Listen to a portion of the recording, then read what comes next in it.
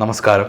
നമ്മൾ ഇന്ന് ചർച്ച ചെയ്യാൻ പോകുന്ന വിഷയം എന്ന് പറയുന്നത് ജ്യോതിഷത്തിൻ്റെ അടിസ്ഥാന പ്രമാണങ്ങളിൽ ഏറ്റവും പ്രധാനപ്പെട്ട ഒരാശയമാണ് രാശികളുടെ ദിക്ക്. അതോടൊപ്പം തന്നെ രാശിക്ക് ആധിപത്യമുള്ള ദിക്ക്. ഓരോ ദിക്കിന് ആധിപത്യം വരും ചില രാശികൾക്ക്. അപ്പോൾ ഇത് രണ്ടും കൂടി ഉള്ള ഒരു പഠനം നമ്മളിന്ന് ചർച്ച ചെയ്യുകയാണ്. എല്ലാവർക്കും ജ്യോതിഷത്തിൻ്റെ ഈ അധ്യായത്തിലേക്ക് ഞാൻ സ്വാഗതം ചെയ്യുന്നു. നമുക്ക് തുടങ്ങാം. ആദ്യം രാശികളുടെ ദിക്ക് പറയാം. ഈ ചാർട്ട് ശ്രദ്ധിക്കൂ, വളരെ വേഗം തന്നെ പഠിക്കാം. കിഴക്ക് രാശി എന്ന് പറയുന്നത് മേടവും ഇടവവുമാണ്. തെക്ക് കിഴക്ക് രാശി എന്ന് പറയുന്നത് മിഥുനവും, തെക്കേ രാശി എന്ന് പറയുന്നത് കർക്കിടകവും ചിങ്ങവുമാണ്. തെക്ക് പടിഞ്ഞാറേ രാശി അല്ലെ കന്യേ രാശി എന്ന് പറയുന്നത് കന്നിരാശിയാണ്. കന്യമൂല എന്നൊക്കെ നമ്മൾ പറയത്തില്ല, തെക്ക് പടിഞ്ഞാറേ മൂല. അപ്പോൾ അത് കന്നിരാശിയാണ്. പിന്നുള്ളത് പടിഞ്ഞാറേ രാശിയാണ്, അത് തുലാവും വൃശ്ചികവുമാണ്. വടക്ക് പടിഞ്ഞാറേ രാശിയായിട്ടുള്ള വ്യാഴത്തിൻ്റെ രാശി എന്ന് പറയുന്നത് ധനുരാശിയാണ്. പിന്നുള്ള രണ്ട് രാശി, ശനിയുടെ രണ്ട് രാശി വരുന്നത് കുംഭവും മകരവും വരുന്നത് വടക്കാണ്. അതുപോലെ മീനമാവുന്ന വ്യാഴത്തിൻ്റെ രാശി എന്ന് പറയുന്നത് ഏതാണ്? വടക്ക് കിഴക്ക് രാശിയാണ്. ഇത് വളരെ പെട്ടെന്ന് പഠിക്കാവുന്നൊരു കാര്യമാണ്, വളരെ പെട്ടെന്ന് തന്നെ നമുക്ക് പഠിക്കാവുന്നൊരു കാര്യമാണ്. ഈ ചാർട്ടിൽ വളരെ കൃത്യമായിട്ട് ഇത് കൊടുത്തിട്ടുണ്ട്. ഇത് പെട്ടെന്ന് പഠിക്കൂ. ഒന്നുകൂടെ നമുക്ക് പറയാം. മേടം കിഴക്കേ രാശി, ഇടവം കിഴക്കേ രാശി, മിഥുനം തെക്ക് കിഴക്കേ രാശി സൗത്ത് ഈസ്റ്റ്. അടുത്ത ഏതാ? മിഥുനം കഴിഞ്ഞ ഏതാ? കർക്കിടകവും ചിങ്ങവും തെക്ക്. പിന്നെ ഏതാണ്? കന്നി. കന്നി ഏതാണ്? തെക്ക് പടിഞ്ഞാറേ മൂല, കന്യമൂല. കന്യമൂല അതൊന്ന് ഓർത്ത് വെച്ചിരുന്നാൽ മതി. ഇപ്പം കന്നിരാശി. പിന്നെ ഏതാണ്? പടിഞ്ഞാറേ രാശി. ഏതൊക്കെയാ? തുലാം. പിന്നെ ഏതാ? വൃശ്ചികം. അത് കഴിഞ്ഞാൽ വടക്ക് പടിഞ്ഞാറേ രാശി ഏതാണ്? ധനു. അത് കഴിഞ്ഞ ഏതാണ്? വടക്ക് രാശി നമ്മുടെ ശനിയുടെ രണ്ട് രാശിയായിട്ടുള്ള മകരൻ രാശിയും കുംഭൻ രാശിയും. അത് കഴിഞ്ഞ് കഴിഞ്ഞാൽ വടക്ക് കിഴക്കേ രാശി, നോർത്ത് ഈസ്റ്റ് രാശി എന്ന് പറയുന്നത് മീനം രാശിയാണ്. ഇതാണ് രാശിയുടെ ദിക്ക്. എന്നാൽ രാശിക്ക് ചില ദിക്കുകളുടെ ആധിപത്യവും കൂടി ഉണ്ട്. ചില രാശികൾക്ക് ചില ദിക്കിൻ്റെ ആധിപത്യവും കൂടിയുണ്ട്. അതും കൂടി ഒന്ന് പഠിച്ചിരിക്കണം. അത് വളരെ വേഗത്തിൽ തന്നെ നമുക്ക് പഠിക്കാം. ഒന്നുമില്ല, കിഴക്ക് തെക്ക് പടിഞ്ഞാറ് വടക്ക്, ഈ ഒരു കണക്ക് നോക്കിയാൽ മതി. കിഴക്ക് തെക്ക് പടിഞ്ഞാറ് വടക്ക്, മേടം ഇടവം മിഥുനം കർക്കിടകം. അപ്പം കിഴക്ക് തെക്ക് പടിഞ്ഞാറ് വടക്ക്. അത് കഴിഞ്ഞ് ചിങ്ങൻ കന്നി തുലാം വൃശ്ചികം, കിഴക്ക് തെക്ക് പടിഞ്ഞാറ് വടക്ക്.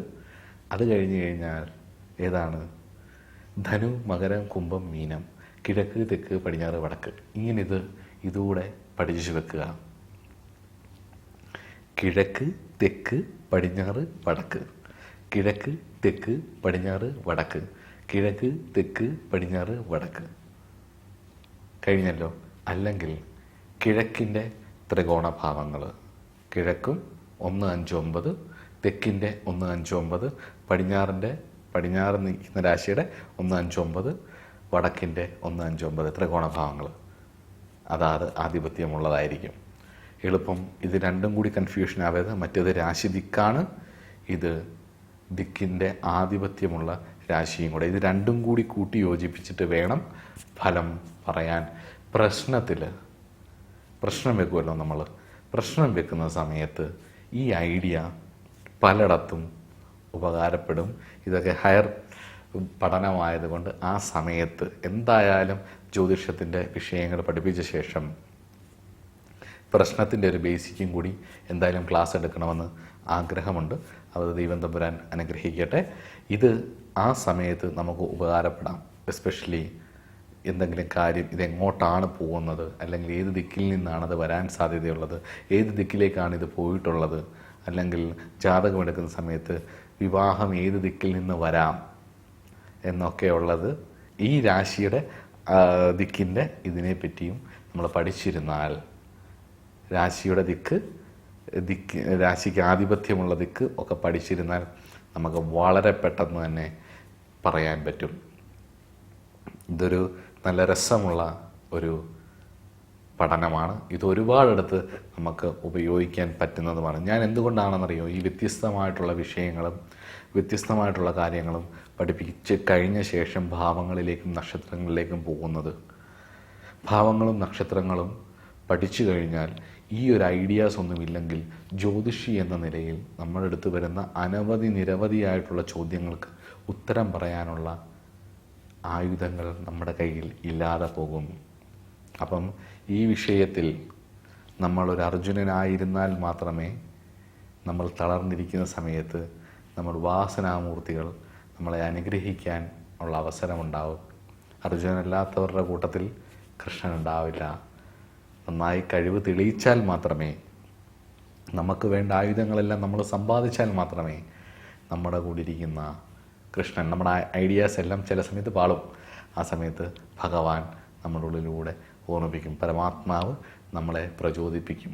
അപ്പം അതിമനോഹരമായിട്ട് നമുക്ക് ഫലം പറയാനും ആ ഫലം പറയുന്നത് കൊണ്ട് നമ്മളിൽ നിന്ന് കേട്ടുപോകുന്ന ആ വ്യക്തിക്ക് ജീവിതത്തിൽ ഒരുപാട് മാറ്റമുണ്ടാകുകയും അവർ നല്ല വാക്ക് പറയുകയും ചെയ്യുമ്പോൾ അത് അനുഗ്രഹമായി നമ്മളുടെ ജീവിതത്തിലേക്ക് വരുമ്പോൾ നമ്മളും ഐശ്വര്യമുള്ളവരായിത്തീരും, അവരും ഐശ്വര്യമുള്ളവരായിത്തീരും. അപ്പം ലോകത്തിന് ഒരുപാട് നല്ല രീതിയിൽ ഉപയോഗിച്ചാൽ ലോകത്തിന് ഒരുപാട് ഉപകാരം ചെയ്യാൻ പറ്റുന്ന അതിമനോഹരമായ ഒരു ശാസ്ത്രമാണ് ജ്യോതിഷം. അതുകൊണ്ട് തന്നെ അതിൻ്റെ അടിസ്ഥാന പ്രമാണങ്ങൾ നല്ല രീതിയിൽ അറിഞ്ഞിരിക്കാത്തിടത്തോളം കാലം ജ്യോതിഷം കൈകാര്യം ചെയ്യാൻ വളരെ പ്രയാസമായിരിക്കും. അപ്പം ഇന്ന് നമ്മൾ രാശി ദിക്കുകൾ, രാശിക്ക് ആധിപത്യമുള്ള ദിക്കുകൾ എല്ലാം നമ്മൾ പഠിച്ചു.